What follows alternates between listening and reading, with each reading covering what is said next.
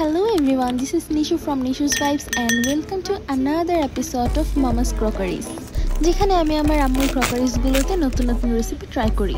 So September মাস শেষ হয়ে October চলে আসলো, কিন্তু গরম যাওয়ার কোনো নামই নিচ্ছে না। তো আমি ভাবলাম কেন না একটু কোল্ড কফি খেয়ে মুডটাকে সেট করে নেওয়া যায়।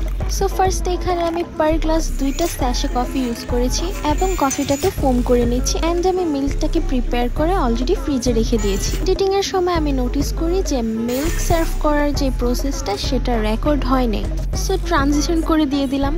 তারপরে আমি এখানে প্যাকেটে থাকা কিছু কফি স্প্রিঙ্কল করে দিয়েছিলাম অ্যান্ড অবশ্যই এটার সাথে স্ট্র রাখতে ভুলবেন না, কারণ স্ট্রর কারণে এটার টেস্টটা আরও 2 গুণ বেড়ে যায়। ভেরি সুন আমি এটা নিয়ে আরও সুন্দর করে ভিডিও আপনাদের সাথে শেয়ার করব। আজকের ভিডিও এখানেই শেষ করছি। এই ছিল আমার পরিবেশন। সবার কেমন লাগলো অবশ্যই লাইক কমেন্ট শেয়ার করে আমাকে জানাতে ভুলবেন না। This is Nishu vibe signing off. আল্লাহ হাফেজ।